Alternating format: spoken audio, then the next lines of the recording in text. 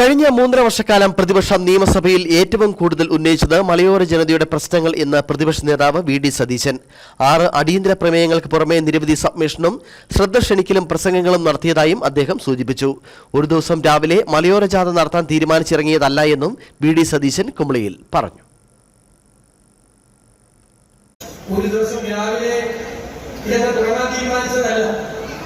ഞാൻ അഭിമാനത്തോടെ പറയുന്നു, കഴിഞ്ഞ 3.5 വർഷക്കാലം കേരളത്തിന്റെ നിയമസഭയിൽ പ്രതിപക്ഷം ഏറ്റവും കൂടുതൽ പ്രാവശ്യം കൊണ്ടുവന്നിട്ടുള്ള വിഷയം ഏതാണ് എന്ന് ചോദിച്ചാൽ ഒന്നാമത്തെ വിഷയം മലയോരത്തെ ജനങ്ങളുടെ സംഘടനകളാണ്. 6 അടിയന്തര പ്രമേയങ്ങൾ, നിരവധി ശ്രദ്ധ ക്ഷണിക്കലുകൾ, സബ്മിഷനുകൾ, പ്രസംഗങ്ങൾ എല്ലാ സംഘടനകളും ഞങ്ങൾ കേരളത്തിന്റെ നിയമസഭയിൽ അവതരിപ്പിച്ചു.